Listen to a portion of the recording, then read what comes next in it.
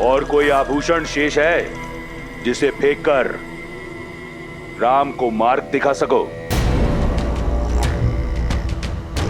कहा था ना, तुम कहां हो ये जान भी नहीं पाएगा तुम्हारा राम। देखो इस विशाल सागर को, कैसे पार करेगा तुम्हारा राम। ना दिशा का ज्ञान होगा और ना दूरी का। लंकेश के साम्राज्य में तुम्हारा स्वागत है सीता। पत्थरों की नहीं, शुद्ध स्वर्ण से बनी है मेरी लंका। यहां चारों ओर मेरे सैनिक पहरा देते हैं। यहां सागर भी मेरे आगे नतमस्तक है। क्या लगता है यहां आ पाएगा तुम्हारा राम? मुक्त कर पाएगा तुम्हें?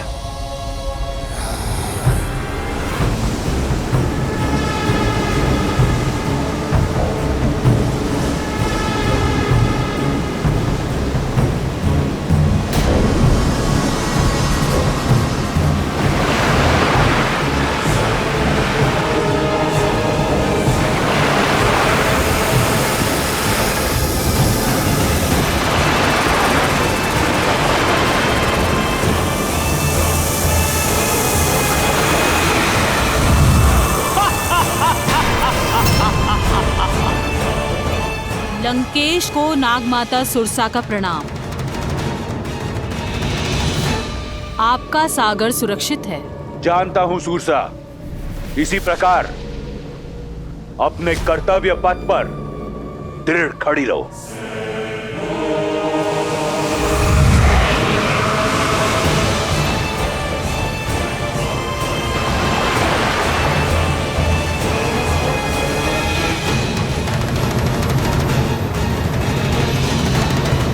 सुरसा है ये, जो आता है निगल जाती है।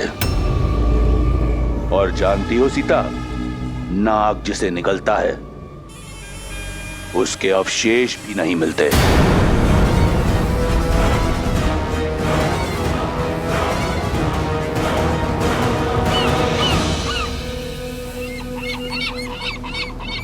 इन पक्षियों को देखकर कहीं आशा की उड़ान मत भर लेना सीता। रावण के अधिकार के सागर में पक्षी आप भले ही जाए, पार नहीं कर सकते।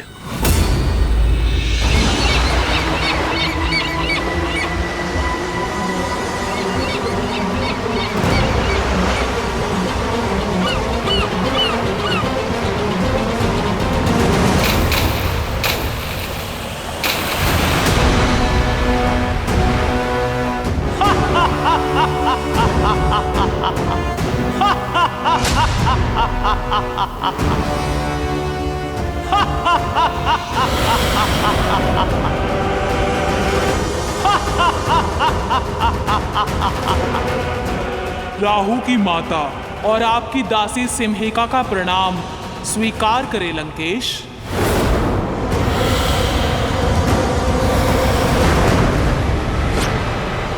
देखा रावण की शक्ति, रावण की लंका को, जहां ईश्वर भी पग धरने से पहले मेरी अनुमति लेते हैं। कैसे आएगा वो तुच्छ वनवासी यहां? कैसे ढूंढ पाएगा तुम्हें? यहां धरा से लेकर वरुण तक सब मेरे दास हैं। मारा जाएगा बेचारा वनवासी तुम्हें खोजने के प्रयास में। जिन श्री राम ने कितनों को महासागर से पार किया, वो अपनी सीता के लिए ये सागर अवश्य पार करेंगे रावण।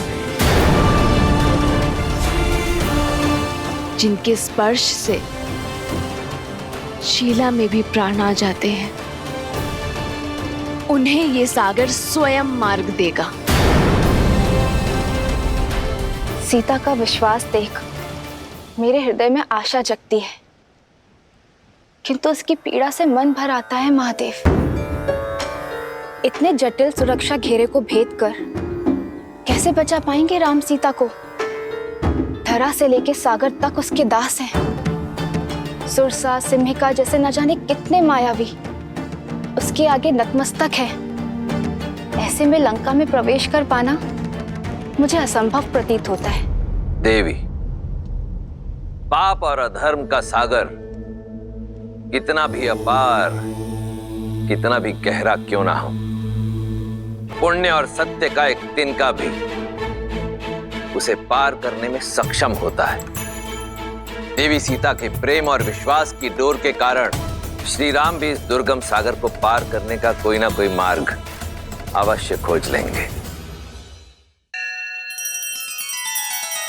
श्री रामचंद्र कृपालु भजुमन हरण भव भय दारुणम नव कंज लोचन कंज मुख कर कंज पद कंजारुणम। सिया राम, सिया राम, सिया राम, सिया राम। आदर्श और मर्यादा की है ये कथा महापावनम।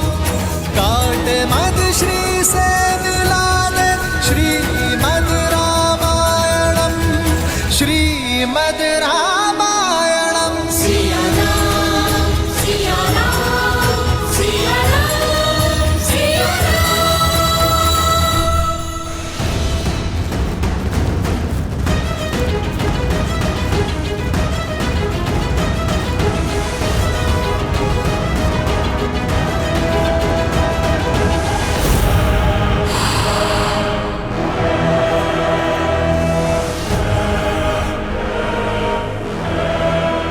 लक्ष्मण, हमें दूसरी ओर से जाना होगा।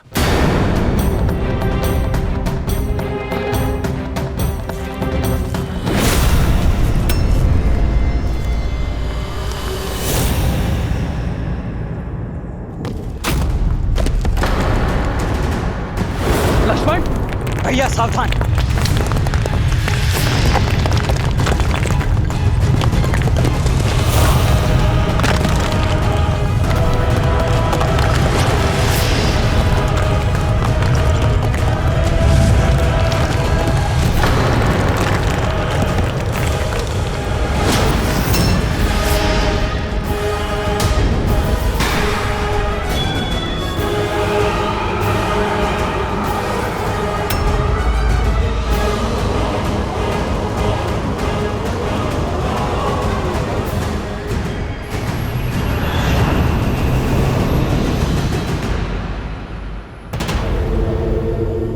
वन के दुखों का अंत हुआ। स्वर्ण लंका तुम्हें अनंत सुख और स्वागत देने को तत्पर है।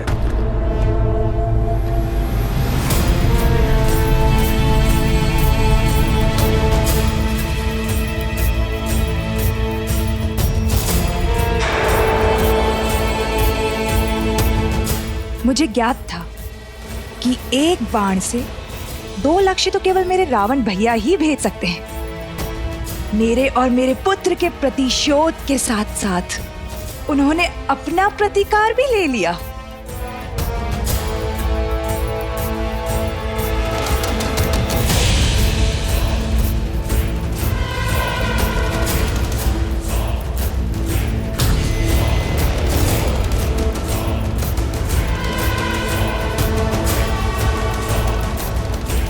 पुष्पक,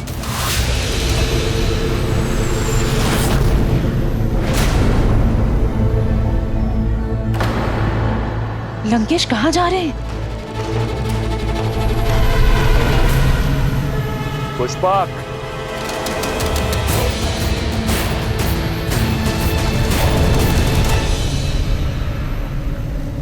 श्री राम।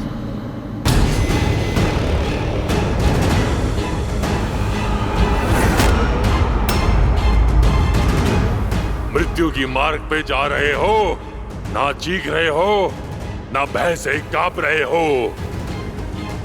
कौन हो तुम जिसको मेरा भय नहीं? भय भी स्वयं जिससे भयभीत है, वो तुमसे क्यों भयभीत होगा राक्षस? ठीक से देखो, ये वही हैं जिन्होंने सहस्त्र गजों की शक्ति से युक्त ताड़का का वध किया।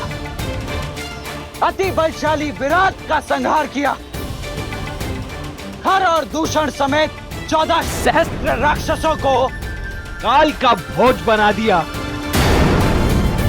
तो जो सिंह का आखेट करते हैं वो भला तुम जैसे मूषक से क्यों भयभीत होंगे? मेरा अंत करना सरल नहीं। मुझे तब मारोगे जब मेरी मुट्ठी खुलेगी, और मेरी मुट्ठी खुलेगी नहीं। अब भैया इस समस्या का जड़ से ही अंत कर देते। किसने कहा कि हमें तुम्हारी मुट्ठी खोलनी है? हमें तो वो भुजा ही काट देनी है जिससे तुम्हारी मुट्ठी जुड़ी है।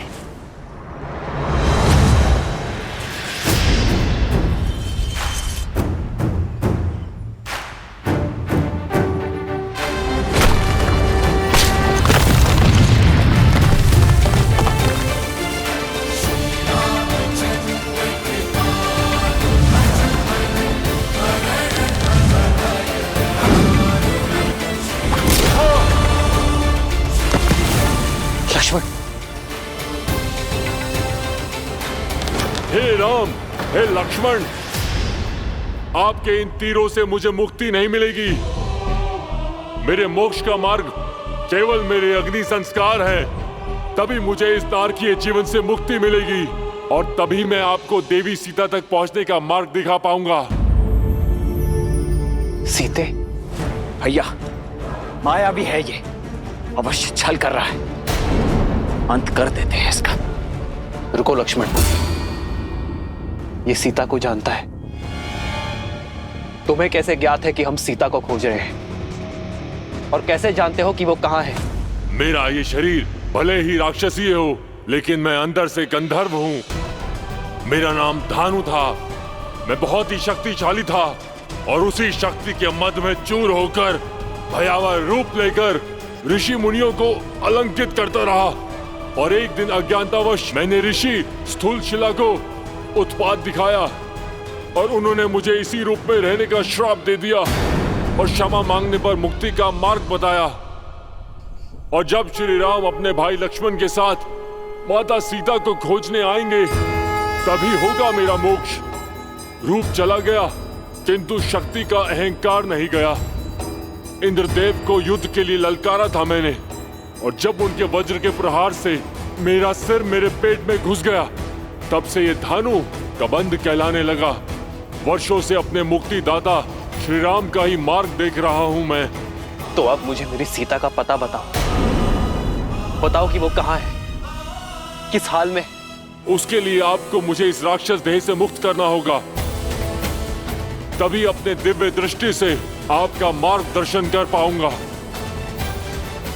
शीघ्र ही मुझे जीवित जलाकर मुक्त कीजिए श्री राम। नहीं, किसी को जीवित जलाना महापाप की श्रेणी में आता है। ये मैं नहीं करूंगा।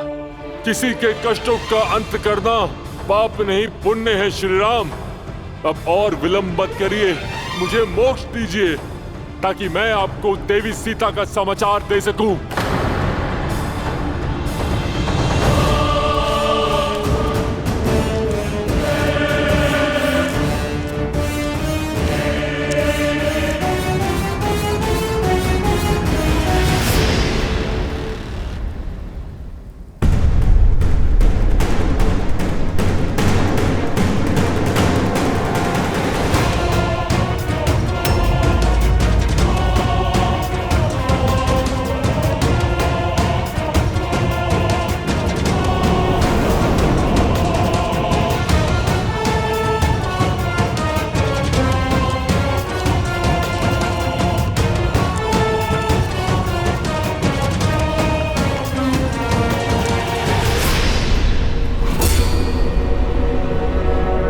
यह अशोक वाटिका है सीता। यहां देवता भी पग नहीं धरते।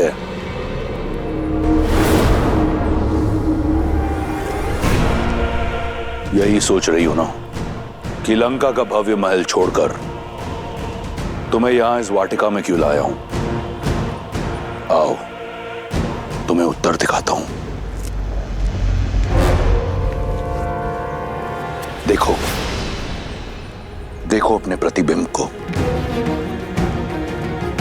वन के कष्टों ने तुम्हारे दिव्य रूप की क्या दशा बना दी है। वल्कल वस्त्रों में लिपटी सीता वो सीता नहीं जिसका परिपूर्ण सौंदर्य मैंने मिथिला में देखा था, जिसे ना पाने की कुंठा आज भी वो एक शत्रु है जिसे मैं परास्त नहीं कर पाया। लंका में माटी से मुरझाई सीता नहीं, स्वर्ण सी चमकती सीता जाएगी। सुंदर आभूषणों और वस्त्रों से सज सीता लंका की महारानी के रूप में मेरे साथ यहां अशोक वाटिका से जाएगी। सीता केवल श्री राम के साथ जाएगी। जब तक इस सीता के शरीर में प्राण है, तब तक उसके रोम रोम में केवल श्री राम है। तुम्हारे इन शब्दों का बुरा नहीं लगा मुझे। मैं समझता हूं वियोग की पीड़ा है, धीरे धीरे जाएगी। परंतु मेरा विश्वास करो, अशोक वाटिका का यह सौंदर्य तुम्हारा मन मोह लेगा और एक बार तुम लंका के रंग में रंग लो तो फिर ये प्राण भी मेरे और रोम रोम भी मेरा। मैं जानता हूं बहुत बड़ा निर्णय है, इसलिए कुछ पल के लिए तुम्हें एकांत देता हूं। आज रात हमारा रक्ष विवाह होगा। या तो तुम मेरी इच्छा के आगे झुक जाना, अन्यथा तुम्हें झुकाने का कोई ना कोई मार्ग मैं ढूंढ लूंगा।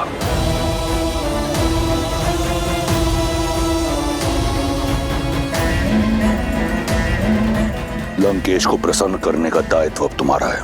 त्रिजटा से कहो शीघ्र अतिशीघ्र सीता को सज्ज करे।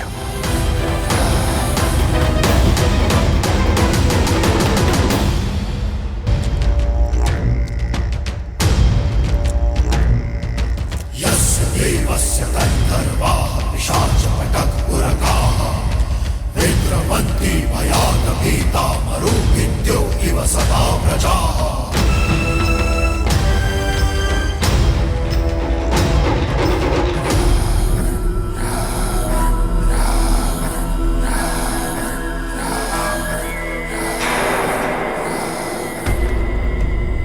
जिन मुखों पर राक्षस विजय का अभिमान होना चाहिए, उन पर प्रश्न चिन्ह का प्रतिबिंब क्यों दिख रहा है मुझे?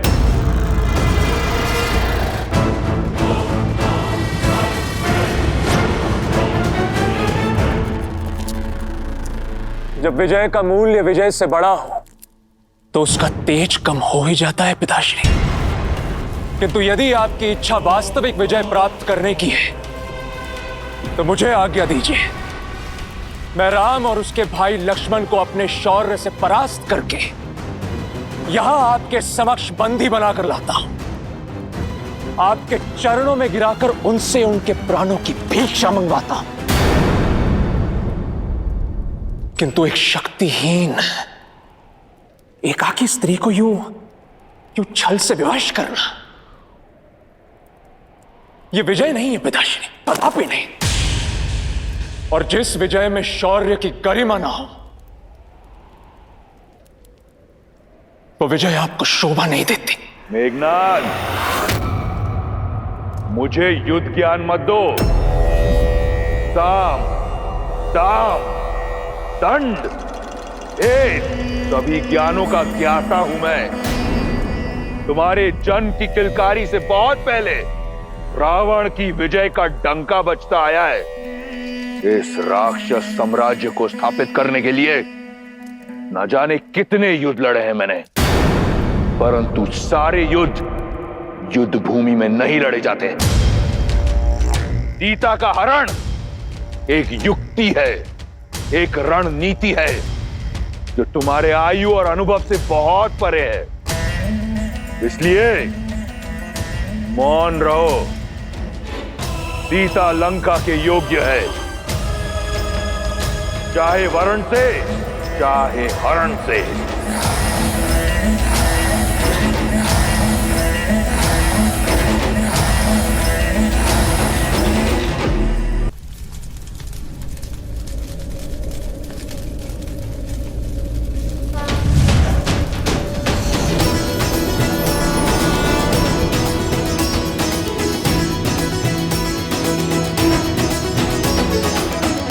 मुझे मुक्त करने के लिए धन्यवाद रघुनंदन।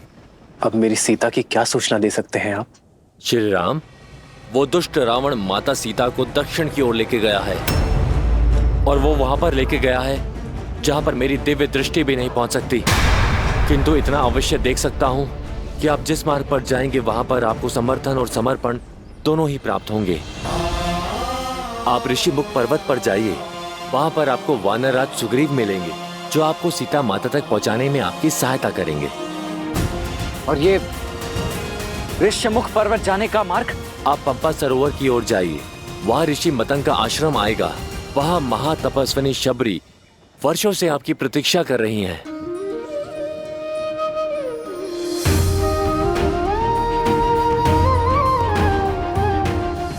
उनकी प्रतीक्षा का अंत भी होगा और साथ ही साथ आपकी आगे की यात्रा का आरंभ भी होगा। और वही आपको बताएंगी कि किससे समर्पण और किससे समर्थन आपको प्राप्त होगा और आप अपनी पत्नी तक कैसे पहुंच पाएंगे।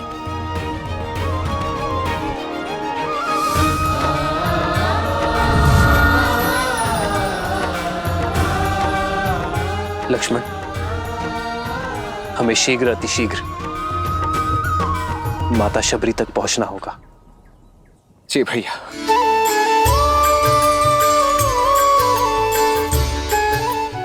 मेरे राम,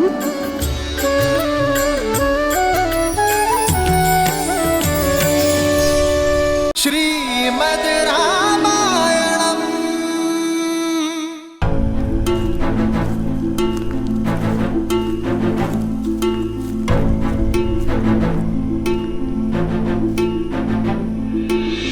भैया,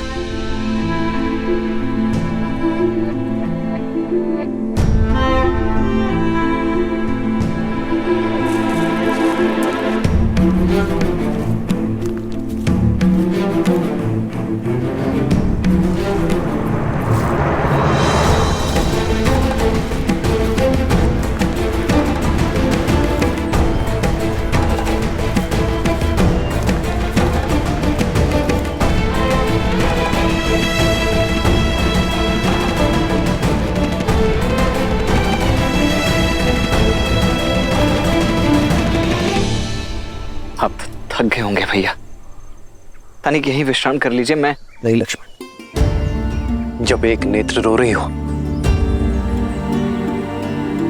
तो दूसरी विश्राम कैसे कर सकती है? मेरी सीता वहां पीड़ा में होगी, मुझे विश्राम करने की कोई आवश्यकता नहीं है। हमें शीघ्र ही माता शबरी तक पहुंचना होगा। आओ लक्ष्मण।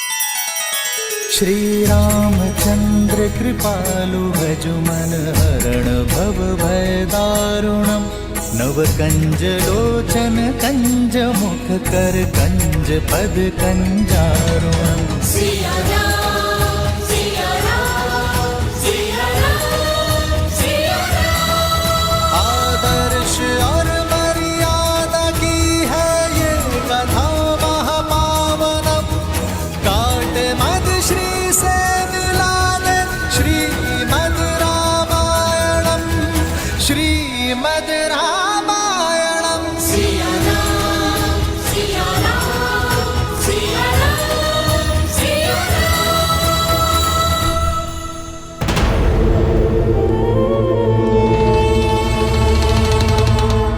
मौन क्यों हो विभीषण? आज मेरे किस निर्णय ने धर्म का वध कैसे किया, बताओगे नहीं? भैया, सत्य कहूं तो आपका एक कर्म भी अधर्म है और कर्म का कारण भी। भैया, सब कुछ तो है आपके पास, शक्ति, सुख, समृद्धि, मेघनाथ जैसा आज्ञाकारी पुत्र, पतिव्रता पत्नी। भूमिका मत बांधो, सीधा सीधा विषय पर आओ। भैया, स्त्री चाहे शत्रुकुल की ही क्यों ना हो, वो सम्मान की अधिकारिणी है और स्त्री का हरण अधर्म है, पाप है। भैया, आप देवी सीता को लंका में लेकर नहीं आए, बल्कि विनाश का बीज बोया है आपने अशोक वाटिका में। किसी की हाय नहीं लेनी चाहिए, मेरा परामर्श मानिए। प्रश्न समूचे राक्षस साम्राज्य का है।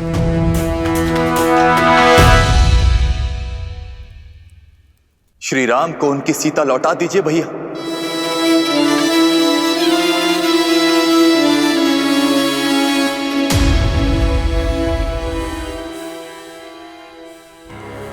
क्या आप सबका भी यही विचार है? दया आती है मुझे कि राक्षसों की सोच इतनी छोटी है। विभीषण, तुमने सबसे अधिक समय मेरे साथ बिताया है, परंतु फिर भी तुम मुझे समझ नहीं पाए।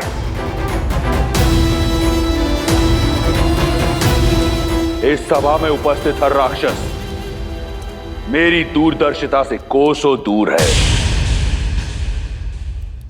धर्म अधर्म के द्वंद्व में ये भी भूल गए कि रावण जो करता है एक उद्देश्य से करता है, और उद्देश्य है वयम राक्षसम, राक्षसों को सर्वश्रेष्ठ बनाना। सीता कोई साधारण स्त्री नहीं, राजा जनक की पुत्री है, एक मनुष्य है। 14 लोकों पर हमारा आधिपत्य है। देवता, असुर, राक्षस, यक्ष, गंधर्व, किन्नर, पशु, पक्षी, नाग, कीट, भूत, पिशाच, वेताल, सब पर हमारा आधिपत्य है।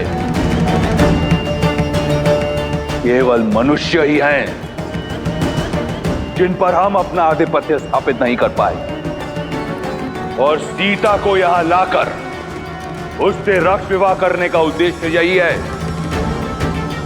कि एक बार सीता हमारी हुई तो राक्षसों और मनुष्यों में एक सेतु बनाऊंगा मैं। एक ओर शूर्पणखा का प्रतिशोध पूरा होगा और दूसरी ओर मनुष्यों पर मैं अपना आधिपत्य स्थापित करूंगा बिना कोई रक्त पाए। अब कहो, क्या सहस्त्र प्राण बचाना अधर्म है? क्या अपनी संस्कृति को शिखर तक ले जाना पाप है? क्या मैं एक अधर्मी हूं, पापी हूं? कदापि नहीं भैया। मेरे भैया ने जो किया वो लंका के लिए किया, राम और लक्ष्मण ने मेरे सम्मान पर प्रहार किया और हमारे मान पर वार किया। ये दंड सीता को अवश्य मिलना चाहिए। हाँ, लंकेश ने उचित किया। हाँ, लंकेश ने उचित किया। हाँ, लंकेश ने उचित किया।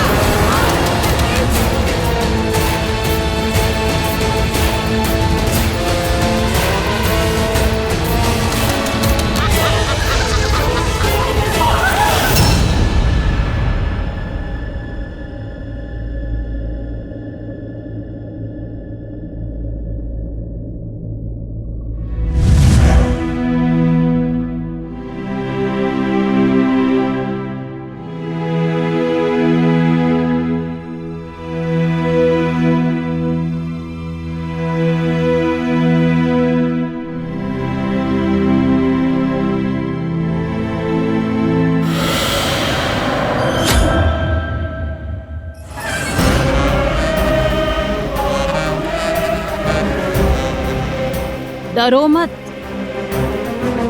त्रिजटा तुम्हें मारने नहीं आई है। मैं तो सिर्फ ये देखने आई थी कि विधाता ने तुम्हें कैसे गढ़ा है। जिस लंकेश से विवाह करने के लिए तीनों लोक की सुंदरियां मरती हैं, उनका प्रस्ताव ठुकरा दिया तुमने। भला ऐसा कैसा साहस छिपा है इस कोमल काया में? अब मैं तुझे बताऊं मेरे अंदर क्या छिपा है। एक नरभक्षी। प्रार्थना करना कि लंकेश्वर तुम्हें स्वीकार कर ले, अन्यथा मैं तुम्हें अपना आहार बनाऊंगी। श्री राम, श्री राम। जिसका मंदिर अगर उसी देवता को पुकारा जाए तो इच्छा पूर्ण होती है मूर्ख। लंका का देव केवल दशानन है। अब तुम्हें केवल वही बचा सकते हैं। इसलिए राम का नाम भूलकर रावण के नाम का जप करना प्रारंभ करो।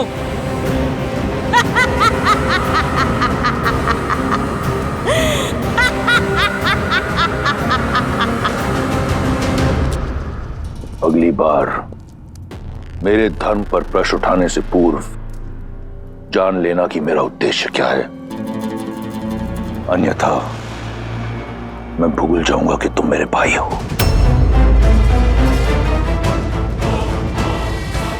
एक बात आपको भी स्मरण रखनी चाहिए दशानन, कि वो एक पतिव्रता नारी है।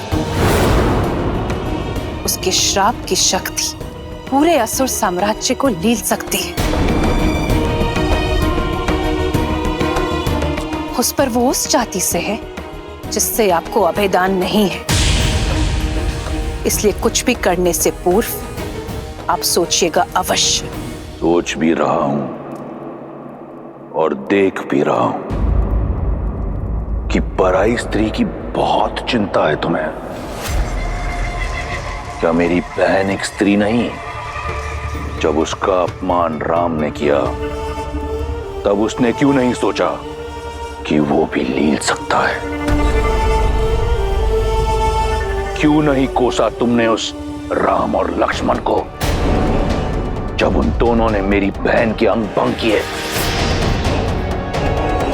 मेरे अजय भाई खर और दूषण और मेरे इतने सारे रिश्तेदारों का संहार किया।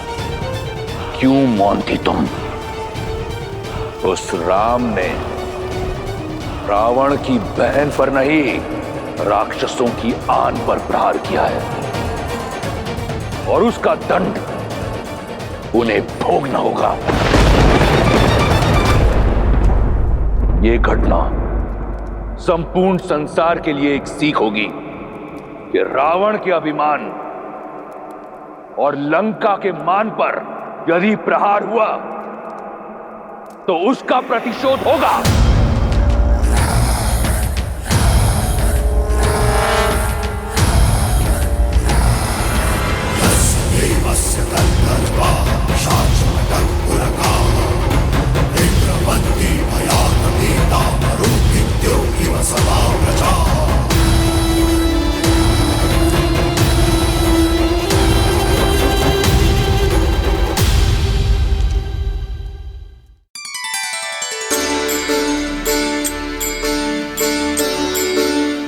राम राम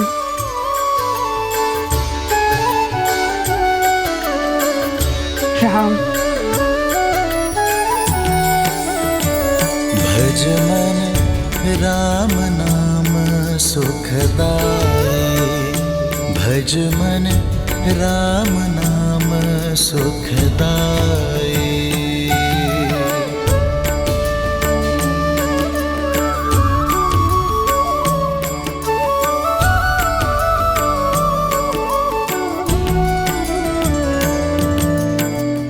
जी दर्शन से तर जाए नैया, तीही सूरत मन भाई। वो ही रघुवर की बन के मैया, चख चख बेर खबाई, चख चख बेर खबाई। भज मन राम नाम सुखदाई, भज मन राम नाम सुखदाई। राम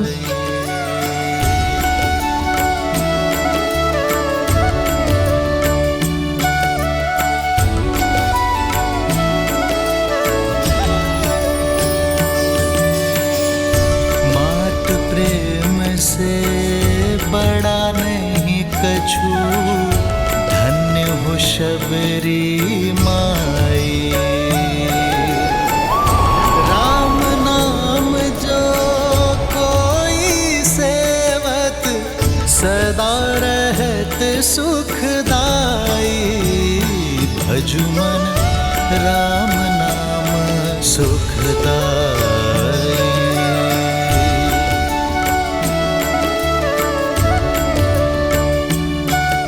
राम राम आएंगे।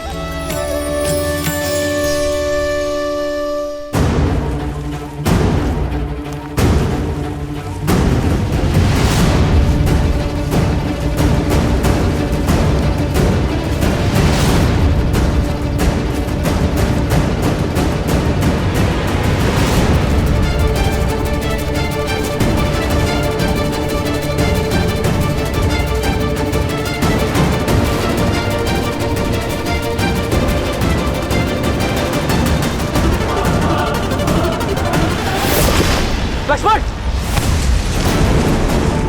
लक्ष्मण!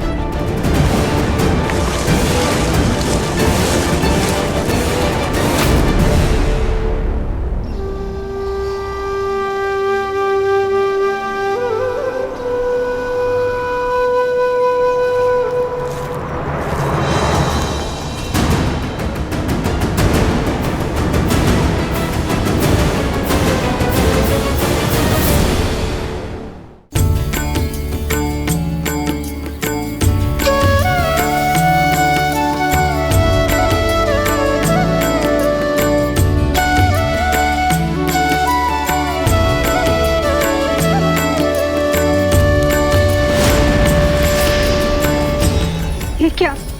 ये तो मैंने मेरे राम के लिए बिछाए थे। कौन है ये वनवासी जो वन मार्ग में पुष्प बिछाए बैठी है? मति भंग हो गई है इसकी। वर्षों से किसी राम की राह में पल के बिछाए प्रतीक्षा करते करते बुढ़ी हो गई है। प्रतिदिन आंगन सजाती है, पुष्प बिछाती रहती है और बुदाती रहती है किसी राम का नाम। कोई नहीं आएगा बुढ़ी माँ, अपने भगवान को याद करो और मुक्ति पालो। मेरे राम आएंगे, देखना। राम, मेरे राम आएंगे।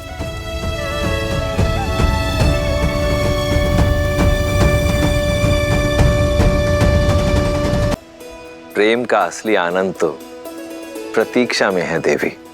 देखिए ना, देवी शबरी कैसे श्री राम के लिए प्रतीक्षारत है।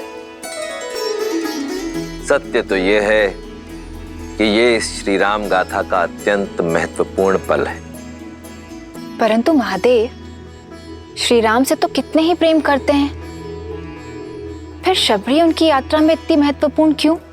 जीवन में हमें दो ही प्रकार के व्यक्ति मिलते हैं। एक वो जो जीवन यात्रा में मिलते हैं, दूसरे वो जो हमारी जीवन यात्रा को दिशा देते हैं।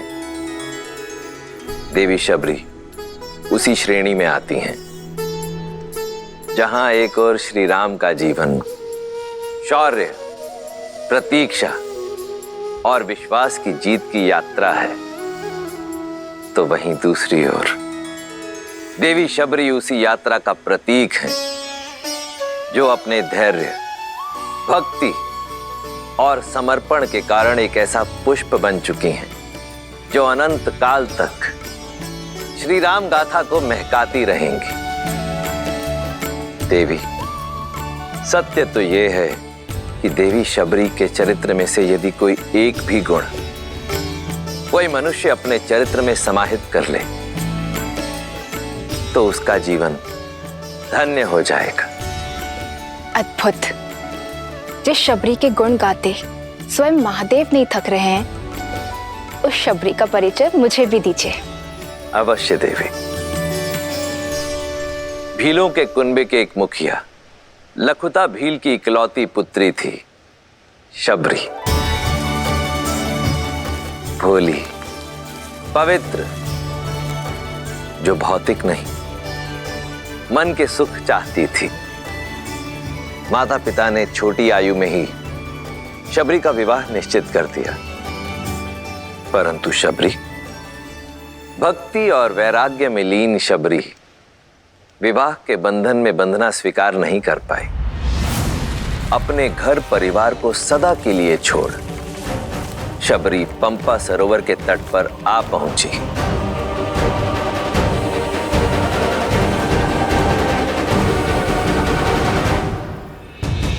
जहां नियति ने उनकी भेंट महान ऋषि मतंग से करवाई।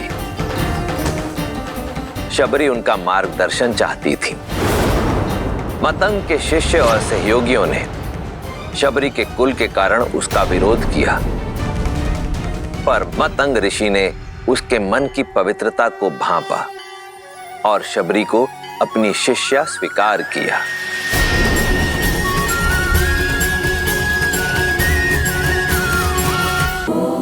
फिर ऋषि मतंग के सानिध्य से आरंभ हुई शबरी की आध्यात्मिक यात्रा, परंतु हर मनुष्य को समय पूरा होने के बाद जाना पड़ता है।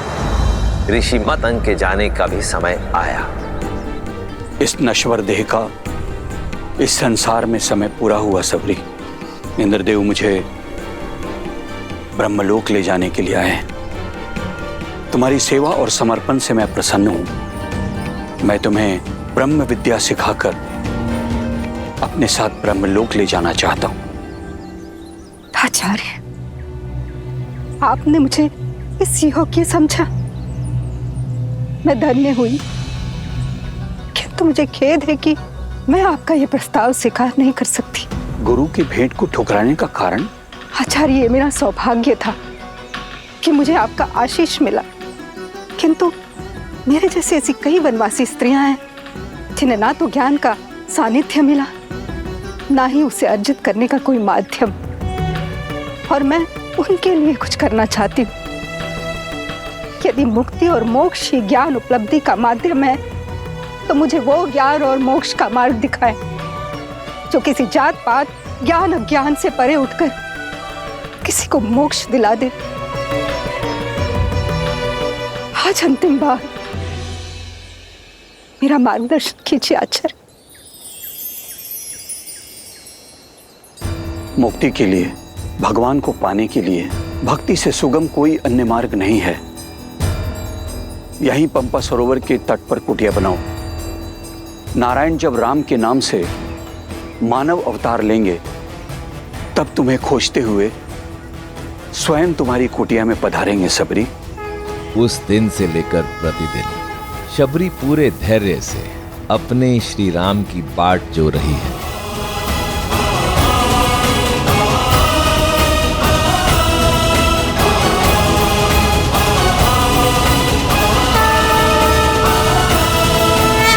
श्रीमद् रामायणम्।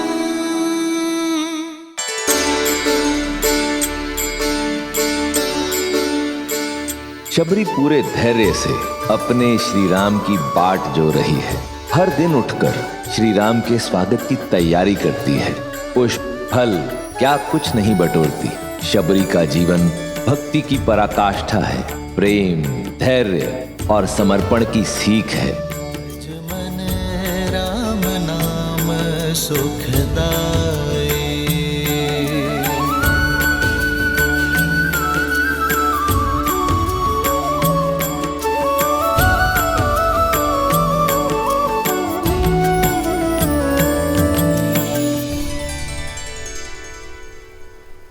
भैया ये तो पंपा सरोवर प्रतीत होता है। अर्थात अंततः हम अपने गंतव्य तक पहुंच ही गए। हाँ लक्ष्मण, हमें माता शबरी को ढूंढना है, वही हमें आगे का मार्ग दिखाएंगी। आओ।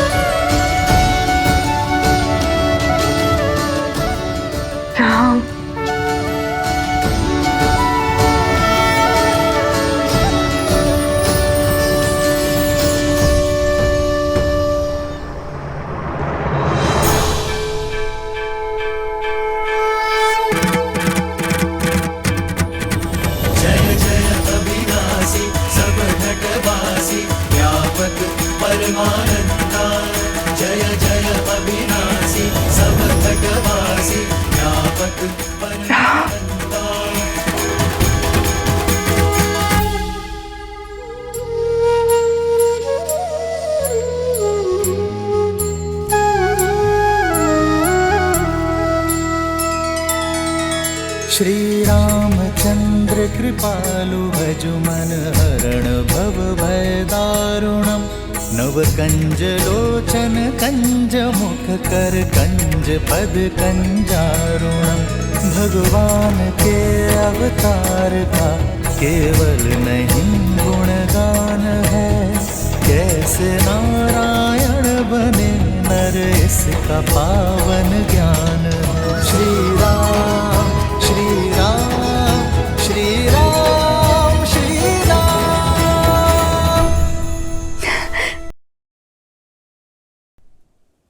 आज ऋषि मतंग की वाणी सत्य हो गई।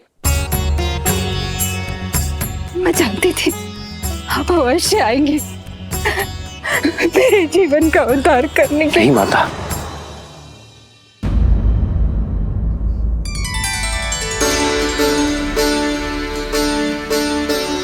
आप मेरे लिए माता समान हैं और मां पुत्रों के पग नहीं छूती, वो उन्हें आशीष देती है। माता, आपने मुझे माता कहा। जो बरसों अपने पुत्र की प्रतीक्षा करे, जो उसके सत्कार के लिए सदैव तत्पर हो, उसे माता नहीं तो क्या कहूं माता।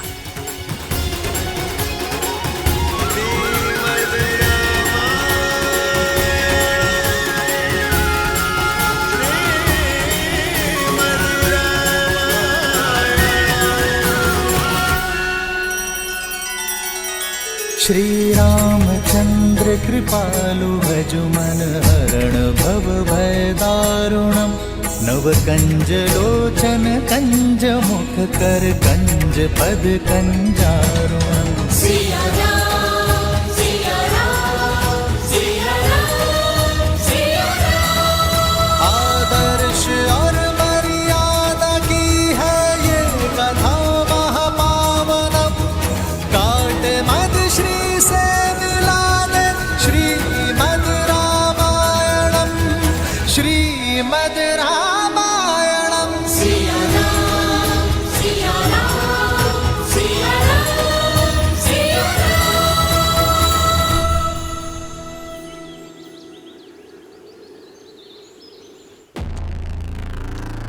सर्वश्रेष्ठ श्रृंगार चाहिए मुझे, शीघ्र अतिशीघ्र। मैं सीता को अपना बनाने के लिए अति उत्सुक हूं।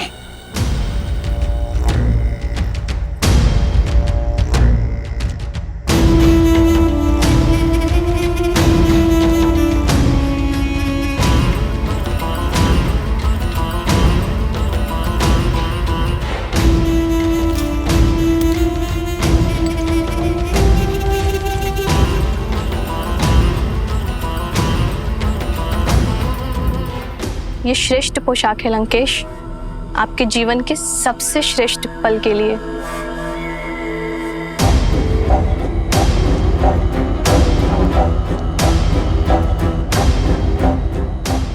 लंकेश्वर सज है अपनी बहन के प्रतिकार और अपनी परीक्षा के पुरस्कार दोनों के लिए।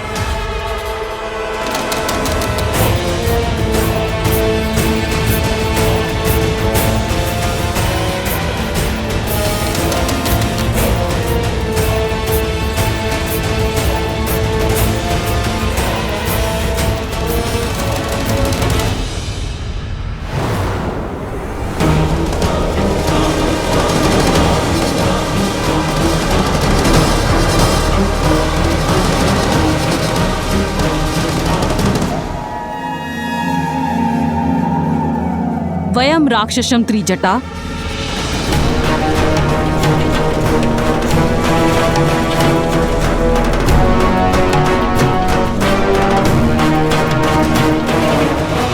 ऐसे होगी राक्षस जाति की रक्षा? मुझे तुम्हारा अभिवादन नहीं चाहिए, मुझे सीता की स्वीकृति चाहिए। मंडप सजा हुआ है, ये अभी तक सज्ज क्यों नहीं हुई है? मैंने बहुत प्रयास किया। अत्यंत हठी है ये, न भयभीत होती है और न प्रश्न का उत्तर देती है, एक चट्टान की तरह अटल है। रूपवती हो, कदाचित इसीलिए अब तक जीवित हो, अन्यथा लंकेश को प्रतीक्षा कराने का दंड मृत्यु होता है। चलो सज्ज हो जाओ। एक पतिव्रता केवल अपने पति के नाम के वस्त्र पहनती है। मेरा श्रृंगार, मेरा आभूषण, मेरे राम का प्रेम है। स्वर्ण लंका की महारानी बनने का स्वर्णिम अवसर मिल रहा है, मूर्ख। जिसे तुम स्वर्णिम अवसर कह रही हो, वो मेरे लिए दुर्भाग्य का निमंत्रण है।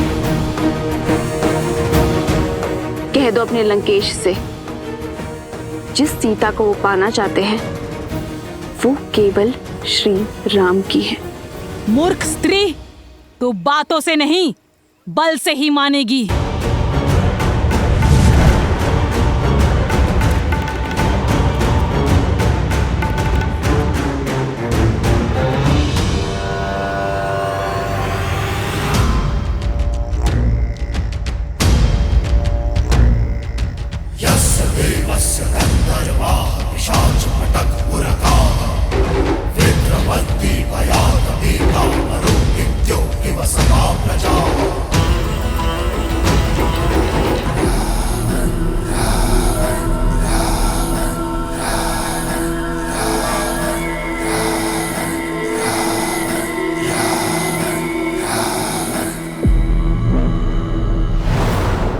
कहाँ है मेरी वधू?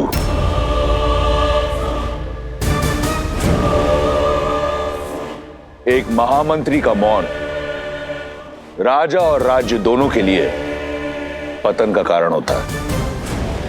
प्रहस्त, उत्तर दो।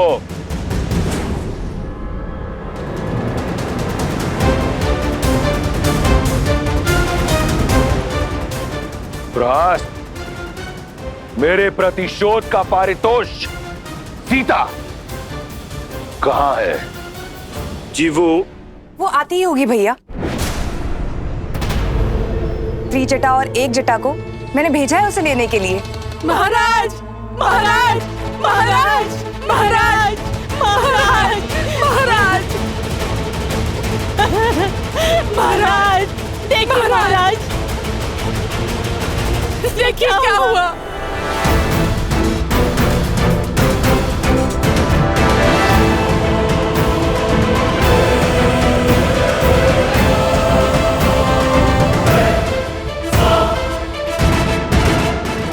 कैसे हुआ ये सब?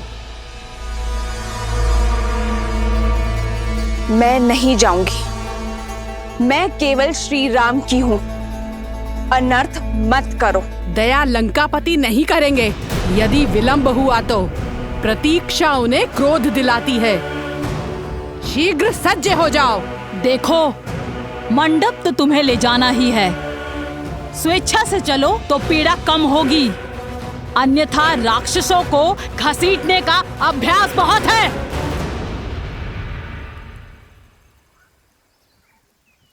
श्री राम, श्री राम। त्रिजटा, इसका दंभ तोड़ने में मेरी सहायता करो। श्री राम, श्री राम, श्री राम, श्री राम, श्री राम, श्री राम।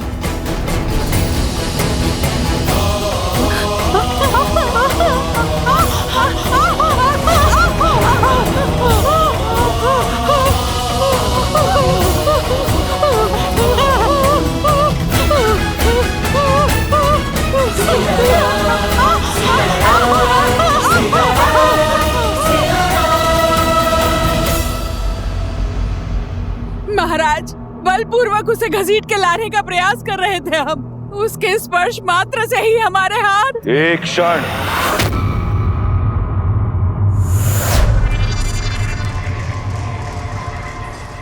पुनः कहो, क्या किया तुमने? हम बलपूर्वक उसे घसीट के लाने का प्रयास। कौन? अपमान किया है तुमने। लंका की भावी महारानी का।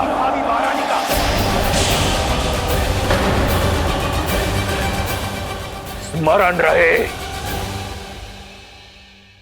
मेरा विवाह होना है उससे।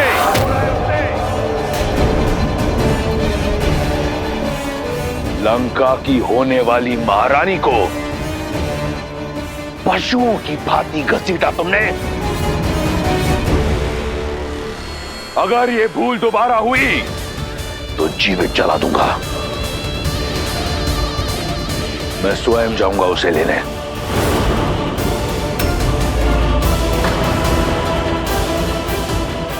ये एक वर का कर्तव्य भी है और धर्म भी। सावधान लंकेश। बुद्धिमान व्यक्ति संकटों को पहचान कर भविष्य का निर्णय लेता है।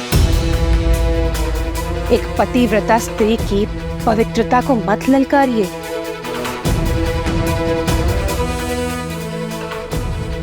अभी तो केवल एक जटा और त्रिजटा के हाथ जले हैं। कहीं ऐसा ना हो सीता की कोमल काया से निकलने वाली पवित्रता की कठोर अग्नि संपूर्ण लंका को भस्मी कर दे।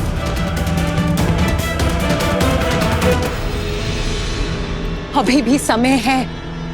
सीता लौटा दीजिए राम को। भैया, मंदोदरी भाभी उचित कह रही। हमें श्री राम को उनकी सीता।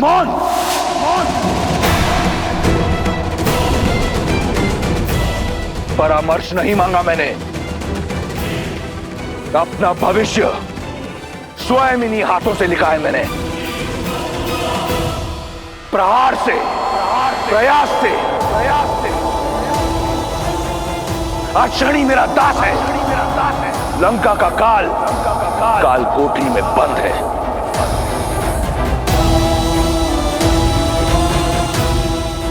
और अपनी भाग्य रेखा में मैं सीता को स्वयं लिख चुका हूं।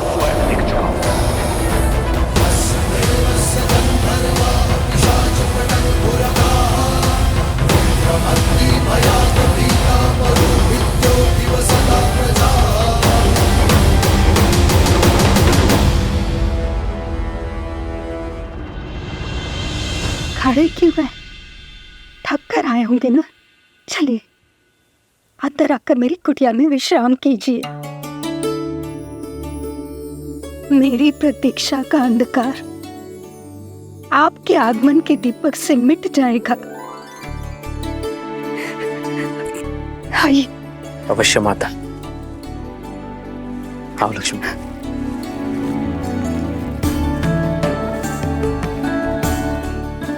आइए।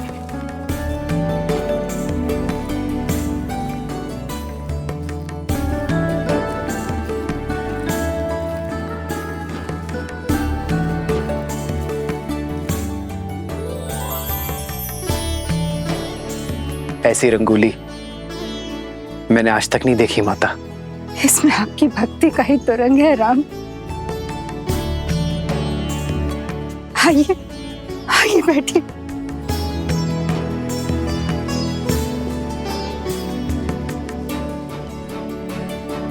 वर्षों से आपके आगमन की प्रतीक्षा करती रही। यदि सत्कार में कोई त्रुटि हो जाए तो मुझे क्षमा करें राम। माँ की ममता हर कमी पूरी कर देती है। आपको क्षमा मांगने की कोई आवश्यकता नहीं है।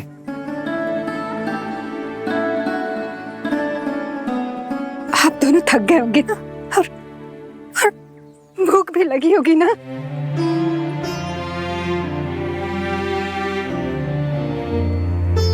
हाँ माता, भूख तो बहुत लगी है। कुछ खिलाइए ना। मैं अभी लाई राम, अभी लाई।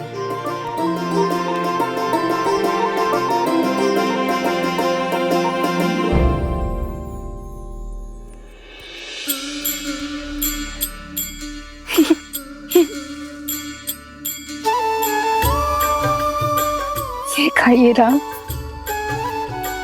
मैंने स्वयं एक एक पेड़ चखकर देखा है, और ये बहुत मीठे हैं।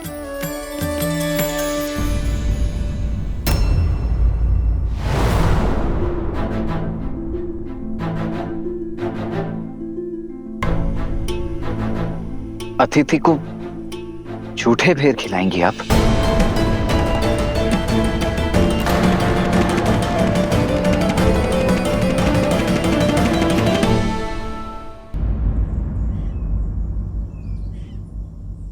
वो सारे बेर मीठे नहीं होते ना, इसलिए स्वयं सारे बेर चख कर देख रही हूँ कि जो भी मीठे होंगे वही प्रभु राम को अर्पित करूंगी। और मैं वनवासी स्त्री हूँ, राजाओं के सत्कार का नियम नहीं जानती। कहीं कोई त्रुटि हो गई है इसलिए नहीं खा रहे ना। ना खाने के पीछे का कारण कुछ और है। एक माता अपने शिशु की गुटी स्वयं चखती है कि कहीं वो कड़वी तो नहीं, और फिर मधु मिलाकर अपने शिशु को अपनी उंगली से चटाती है। एक माँ दूध गर्म है या नहीं ये स्वयं चखती है और फिर अपने शिशु को पिलाती है। माँ तो वो है जो अपने पुत्र के सुख के लिए विष को भी चख ले। जो व्यंजन माता बनाए पुत्र को उसे मां के हाथों से खाने में ही आनंद आता है। आपके हाथों से बेर और मीठे लगेंगे माता। मेरे हाथ से खाओगे राम? मेरे हाथ से? क्यों नहीं माता। आज आपको देखकर बरसों बाद ऐसा लगा जैसे मेरी तीनों माताएं मिल गई मुझे। माता।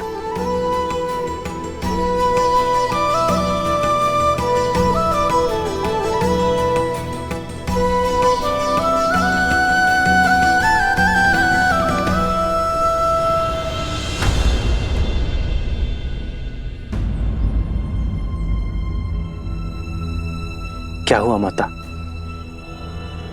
आप रुक क्यों गई?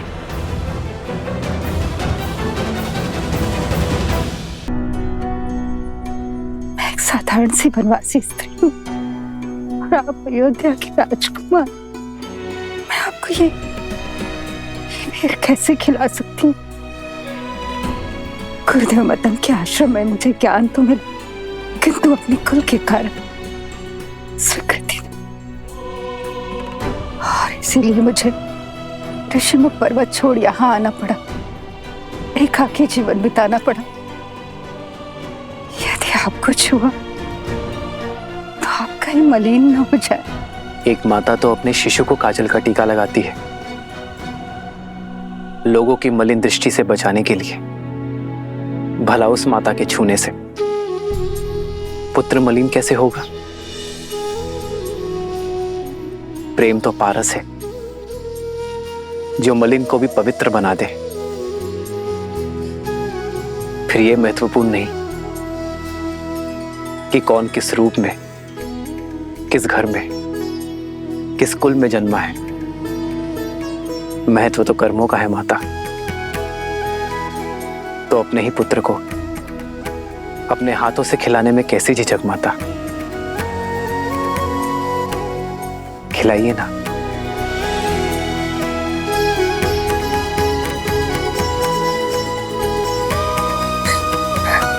ये खाओ राम, ये बहुत मीठा, ये खाओ। हाँ?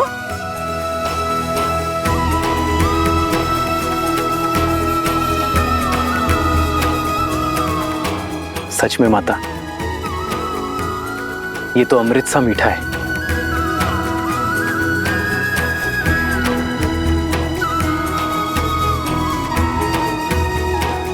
लो लक्ष्मण, माता के हाथ का प्रेम और स्वाद है इसमें, खाओ।